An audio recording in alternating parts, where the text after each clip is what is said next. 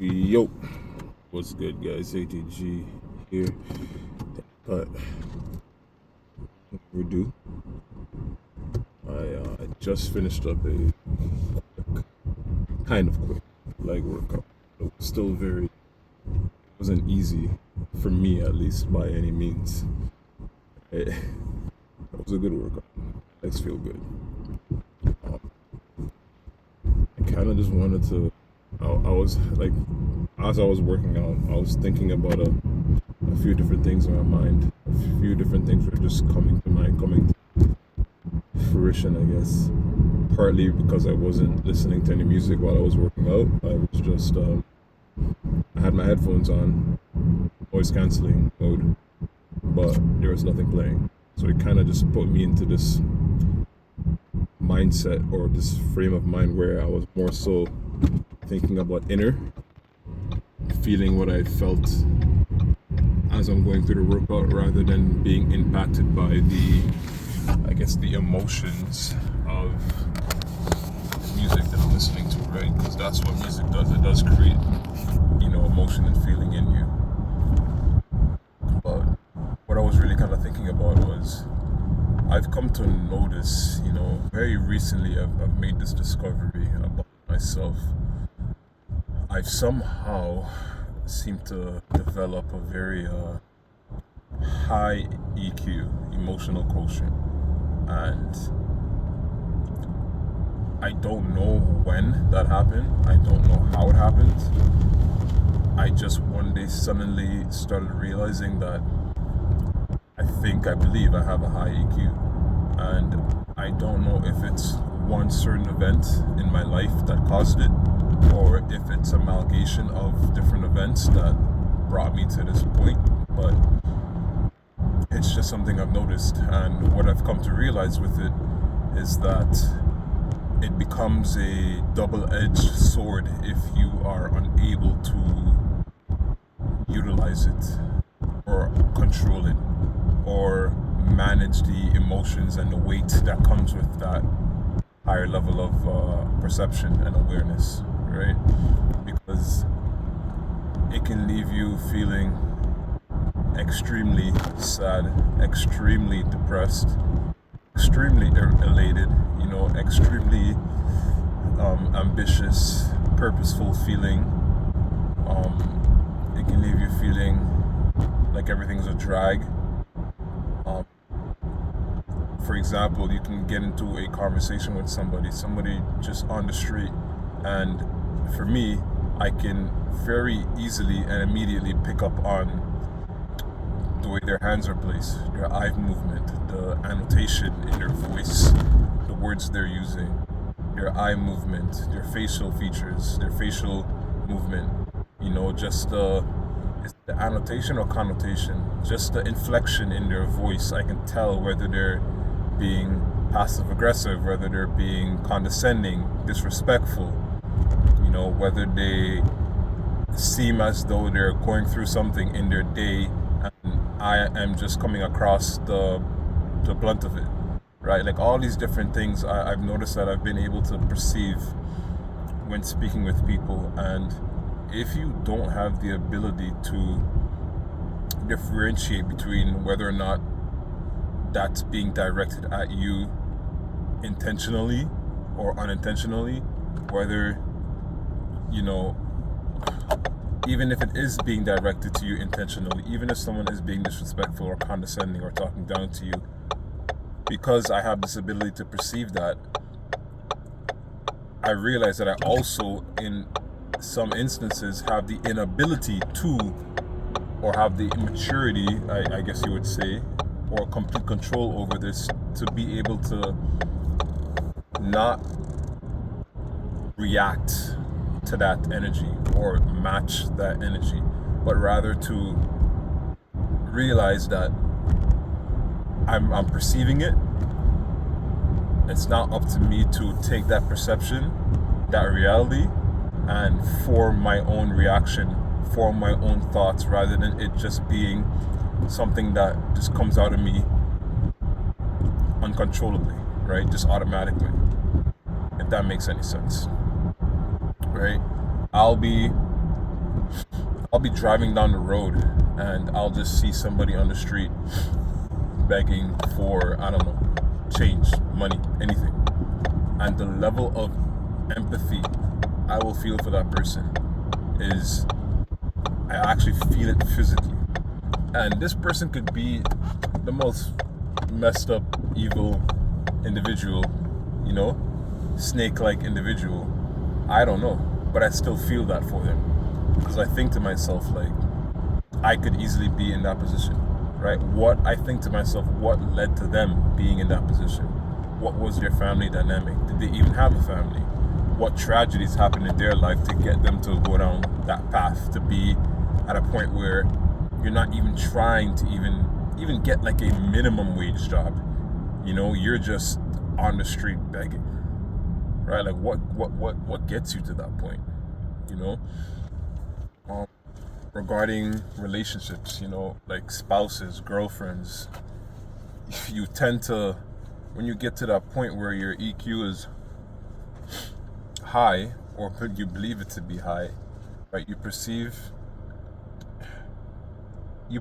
things, like you perceive very easily when someone you're close to is lying to you. You perceive very easily when someone that's close to you is being hurt by actions that you're taking or by things that you say. You tend to now perceive when little things you do are causing them inconveniences. And this can be a good and a bad thing. Again, right? It's a double-edged sword, because it's now up to you to understand and to be able to utilize that information, right, to your advantage, to you and the other person's advantage, right? Or it could leave you feeling debilitated, leave you feeling like, you know, with this new realization of maybe the hurt that you're causing people, you can just feel, you know, you can belittle yourself, you can feel self-pity, right? It's a very nuanced thing. It feels kind of hard to convey what it's like. It seems as though it's one of those things where you kind of have to experience it yourself firsthand to kind of get a firm grasp of what it really is and what it really feels like. I mean, I'm talking like I can talk to somebody randomly. I just drove past the A&W. I can go into there right now and to strike up a quick conversation while also ordering something, right? And just from that minute and a half interaction, I can pick up so much from the individual I'm talking to. I'm not necessarily like I can pick up, not like some psychic, like I can't pick up, you know, everything about their lives, you know, and who they're dating and what their horoscope is and etc. No, but I can pick up on how they're feeling that night, right? Are they stressed? Are they tired? Are they being condescending? Are they being rude? Are they being disrespectful? Are they not really paying attention to what I'm saying? Are they just completely just robotic, not really there, not really present, etc.? So if anyone else has kind of realized this about themselves, I don't think it comes naturally. Maybe it does. I feel for me it didn't come naturally. I feel for me, I've been in so many different dynamics. I've been in very different forms of abusive relations. I've been in many different cultures. I've even been in jail and penitentiary culture. So I understand these games, these human games that people play. And I don't know, I've developed like a hyper awareness almost of my surroundings, and I think that's all part of what led me to being in the state that I am right now. And now it's just a matter of learning how to manage it, learning how to use it to my advantage. Because what's the name of that book? Is it by Napoleon Hill? Is it by... No, it's not by Napoleon. Who is it by? I think the name of the book is how to grow rich and make friends, or how to make friends and grow rich, or something along those lines. But the point I'm trying to get at is this is a skill set that, if honed, can be utilized to network with people, to win friends, right? To turn enemies into friends. And what I've come to realize in my very short, but also does feel kind of long, 28 years of life, when it comes to chasing success in this life, the single most important thing is it's not what you know necessarily. It's more so about who you know. It's more so about networking. It's more so about building a team and getting with a group of people who are like-minded, who have similar goals in mind, who have a vision that aligns with yours. And the only way to do that is to be able to communicate with people, to know how to make friends, to know how to make peace, to know how to be objective, to know how to pick up on body language and people's feelings and people's energy, and maybe even this could even be something to do with like pheromones and stuff that they're putting out, right? That causes these reactions out of, like, me, for example. The other thing I've noticed too is, and I know this is gonna go kind of into a realm of not unknown, but I guess pseudoscience, but even the act of semen retention, right? What I've practiced it on and off for different periods of my life, and right now you could see I am practicing it. The only time in the last maybe 2 months, 3 months, maybe 2 months, 3 months that I have released is after having sex with a woman, said individual, for a very long time, right? And I actually didn't want to, but I kind of gave in because, in my opinion, what I believe is that the act of sex isn't, first and foremost, it's for procreation, but it's my belief that it's it's completely for the pleasure of the woman that you're with, and not so your pleasure as a man. That's my belief. That's what I've come to conclude because of many different reasons, right? Many different reasons lead me to think that, but I won't even get into that right now. But as a man, I feel like your mission is in the bedroom is to please your woman as much as possible, because that's what it's almost like they're designed to be pleasured and pleased, okay? To make a long story short.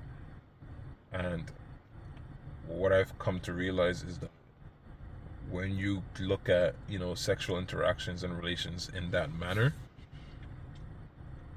things go a lot better for you. Not only in your relations, but with your own self and your own mind and your own self-image as well.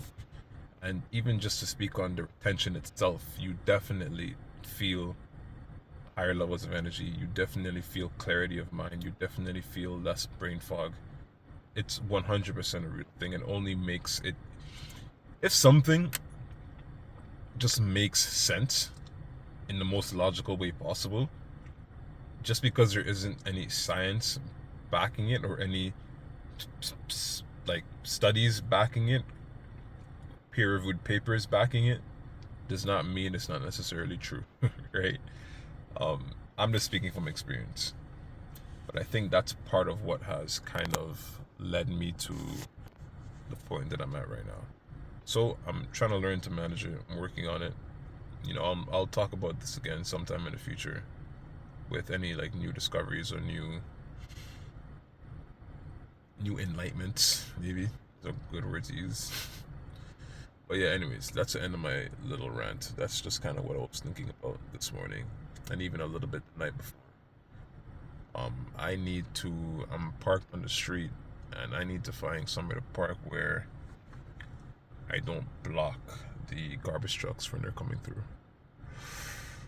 I'll figure it out. Anyways, guys, ATG, I'm out. Hope you guys enjoyed the video. Hope you learned something. Hope you can relate. If you like my content, give me a like, give me a subscribe. I would appreciate it greatly. That's gonna help me be a little bit more. It's gonna help me give me some outside motivation to keep recording, keep making videos. Regardless, I'm gonna keep doing it, but it will help. And the goal is to really do something with this, right? And just completely reinvest whatever I can make, reinvest it into the channel so the content just gets better, but stays raw. Stays very true, raw, real, not so like, I guess, high production or fake or setups. Like, no, I just want it to be real and raw. All right, I want it to actually resonate because it's really just me I'm presenting. Anyways, I'm out. Have a good day. Have a blessed night. Whatever it is, wherever you're watching, whatever time it is. Peace.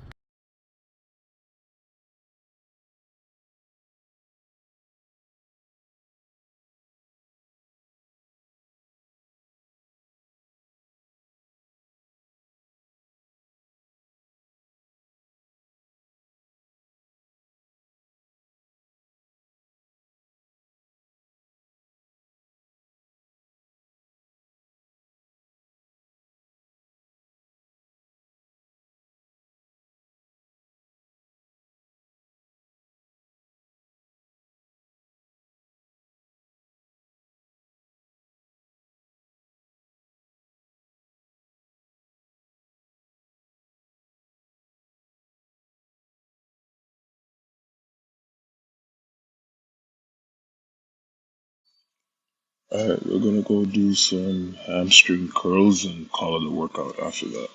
Cause I'm pretty tired already. Alright.